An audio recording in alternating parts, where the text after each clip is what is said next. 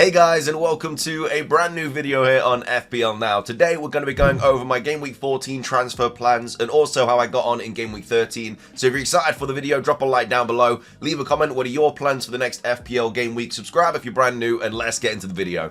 So, starting things off, Game Week 13 went pretty well for me. I finished on 93 points.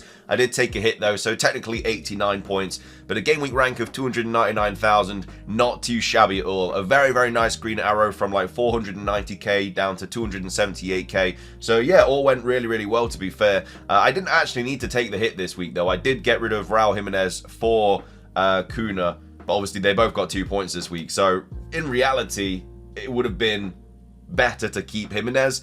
He did miss another big chance as well. He's been missing big chances left, right, and centre. But Wolves are scoring quite a few goals as well. Obviously, Strand Larsen got the brace last weekend, which was really, really nice to see. But I still think that Raul Jimenez to Kuna was a good move because I just have Kuna now ready for the next like run of 5 fixtures, which are really, really good for Wolves. So I'm okay with it. Again, it's giving me like a transfer in advance that I don't have to worry about now. But either way, let's go over the players. Raya picking up 2 points. Yeah, that Arsenal game was just absolutely ridiculous. Arsenal scoring 5 and then West Ham scoring 2 in the first half. They didn't really even need to play the second half. There was players coming off, obviously like Gabriel came off at half time. That was just a precaution though. He did obviously have that injury midweek, so I think they just kind of brought him off. The game was already won at that point, so they didn't really need to risk him anymore. He did get a goal and an assist as well though, which was kind of wild, and they didn't keep a clean sheet either, so him coming off at half-time, I'd rather him be safe and fine and then ready for midweek as opposed to maybe get even more injured or something and then obviously not be able to play against Man United, because that's quite a big game as well.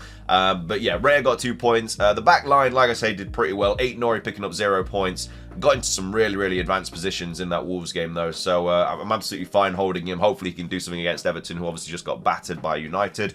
Gabriel, already spoke about, picked up 9 points. Milenkovic, probably one of his last games in my team, did pick up 6 points. As a Forest fan, very nice to see us beat Ipswich at home. We should be beating Ipswich at home anyway, but yeah, getting that clean sheet was obviously a nice added bonus. But the amount of points I've lost going Milenkovic over Aina has really backfired. Like, Aina's been picking up bonus points left, right, and centre. Obviously, he scored that goal a couple of game weeks ago where he finished on like 15 points. And Milenkovic, he's been getting 6 points every single game week, near enough, when I played him, which is great. But yeah, they were the same. In fact, I think Aina was like 0.1 more when I brought Milenkovic in, so that's why I went Milenkovic, plus that aerial threat on corners and set pieces and stuff like that hasn't really gone well. I mean, I'll take the clean sheet points, but at the end of the day, if I went Aina, it's probably like a 20-point swing, because he's been getting, like, say, bonus and goals and stuff. Probably not 20 points, maybe like 12, 15, which is quite a lot when you're just picking between 2 players. But either way, can't really complain. A nice, 17 points from my defense this week. Not too bad at all. The midfield is where the points came from, though. And Mbumo picking up 2 points. He has been absolutely awful as an option lately. I mean, that last game I think was his final game for a lot of managers. He's racked up an XG of 0.09 over the last 4 game weeks, which is absolutely wild. I think he was playing right wing back at times against Leicester. How can they score 4 goals and him not being involved in anything? I get there was a little bit of, I guess, it was a little bit like, should it have been given, should it have not been given on the assist? Look, I mean, I think the intended target thing sort of needs to be sorted out from FPL. I think to make life easier, I think it should just be whoever kicked the ball last should get the assist. I mean, those intended target thingies are just so, like, fine, and there's been so many controversial assists that have been given and have not been given because of things like that. I think if you kick the ball into the area and then it, like, kind of goes in, like, you're kicking the ball into the area to create a chance. You're not just kicking it in there for whatever reason. And then Mbumo put that ball in the box to create the chance. And again, maybe he wasn't the intended target, but he still put the area in there to enable the goal. And so I think that we just need a bit more clarity about this thing. I think just give the assist to the last player that touched it. It will just make life so much easier. And it will stop kind of like these sort of conversations about should it be given or should it not. So look, as an Mbumo owner, it is what it is. But I think it'd be good. I think it'd be a good addition to the game to have that as a rule. But either way, Mbumo picking up 2 points, not ideal. Cole Palmer, my captain, picking up 28 points. Did score that really, really nice goal to obviously absolutely rocket his score this week, because he was only on an assist until like the 80th minute or something like that, and obviously scored the goal, which was really nice. And then Mo Salah doing what Mo Salah does, getting another double-digit haul. Again, the captaincy choices this week were honestly so close, but they all did really well, unless you went with someone like João Pedro. I saw a few people go João Pedro.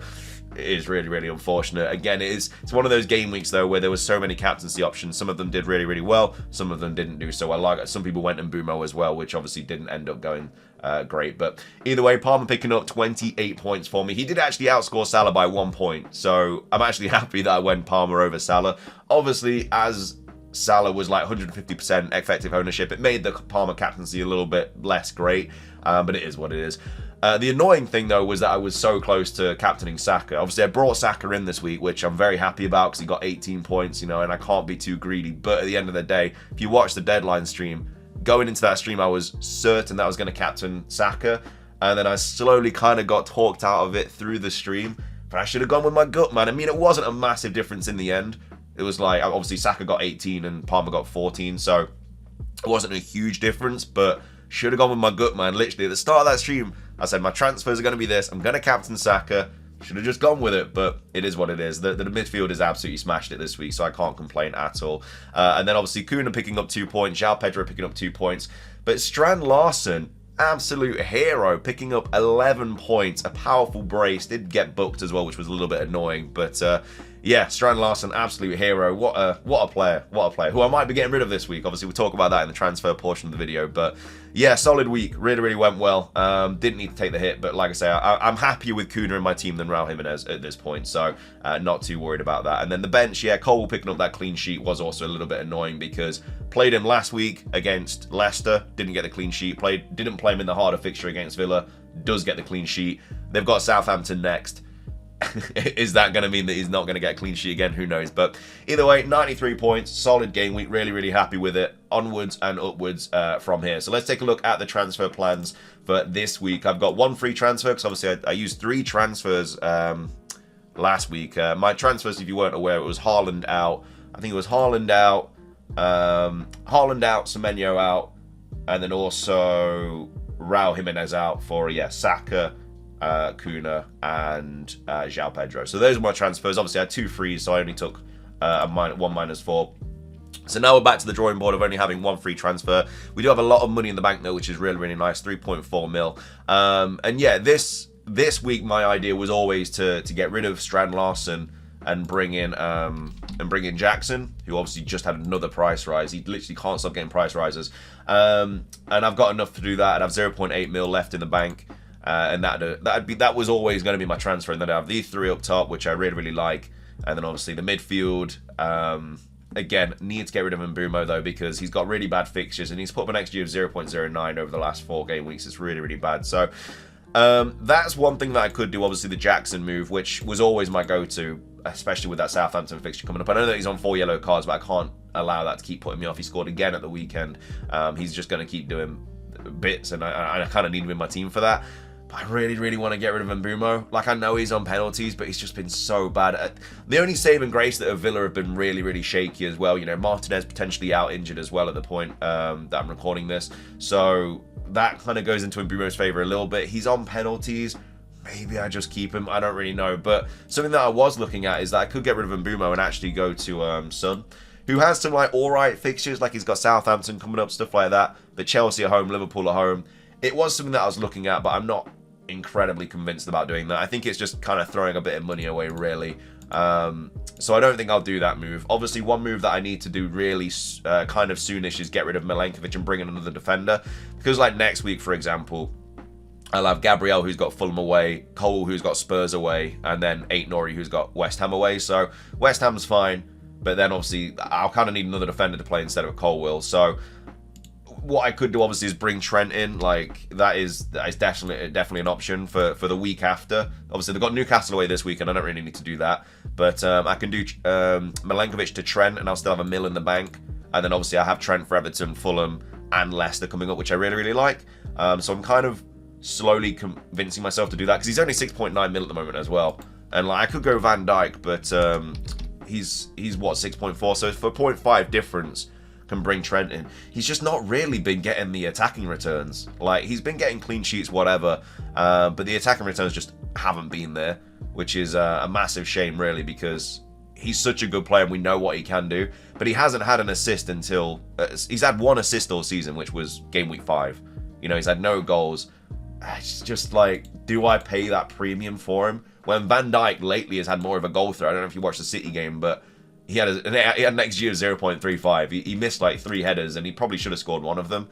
So that's one option that I could do as well, but I probably wouldn't do that week because I don't really want to bring Trent in for Newcastle. I'd rather have him for Everton, Fulham. The other thing as well is Bradley's out till the new year, so Trent kind of has to play unless he plays like Kwanzaa centre back and then plays like Gomez right back.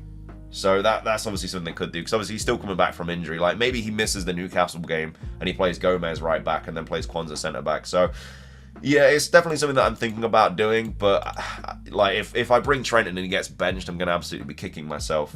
So there's that. Another option that I could always just do is get rid of Mbeumo for Bowen. And if I do make this move like this week, it does allow me to bring Trent in the game week after as well, because obviously I'm not losing. I'm actually making money by going from Mbeumo down to Bowen. The only bad thing obviously is Bowen is not a penalty taker, so I'm losing that. And I'll only have 1, 2, 3, 4, 5 penalty takers. And I kind of want 6 at least. And obviously if I bring in Jackson as well for Trent Larson, obviously that doesn't bring in a penalty taker either. So I do like the West Ham fixtures that I've got coming up. Leicester, Wolves. But then obviously I'm playing a West Ham attacker against a Wolves defender. So yeah, it's a bit of a tough one this week. I don't need to bring in a defender this week. That's more kind of next week's problem, game week 15. So I think this week I kind of have the luxury to either get rid of Mbeumo for potentially somebody like Jared Bowen or something like that, or get rid of Strand Larson and bring in somebody like Jackson. So I think I'm going to make an attacking transfer this week. It's just, who do I bring in? Like, there's another option as well. Like, Rodgers isn't really been great lately. He's just such a good enabler, though, for 5.1. I can't see myself getting rid of him anytime soon. And he's easily benchable as well. Like, if I do bring in Jackson this week, I'll probably play... like, who do you play out of Rodgers and Mbeumo? Like, Mbeumo's on penalties, and Villa have been really bad lately, but obviously Rodgers has the much better fixture at home, so that's the situation there. So I don't know. We'll have a talk about it, because I'll probably be doing the deadline stream tomorrow anyway, because obviously it's a midweek deadline. So we'll see what happens with that. But either way, if you guys did enjoy the video, please do drop a like down below. Again, I'm all over the place. I don't really know what transfer to make. It's going to be either Mbeumo or Strand Larson out, I think. Like, I could keep Strand Larson. I could even just roll this week, to be fair, because I can literally just play 3-5-2 again and just roll. And then maybe I do that, but I kind of really want Jackson for Southampton. But then he's got Spurs away, and you know, I don't know. It's one of those, man. Because Strand Larson, do you really get rid of him after? Like, they've just conceded 4 goals. Do I really want to get rid of Strand Larson just after a brace, and he's playing a team that just conceded 4? It doesn't really make sense. I don't know. We'll have a talk about it. We'll have a little look. But either way, if you enjoy the video, drop a like, leave a comment, subscribe if you're brand new, and until next time, peace.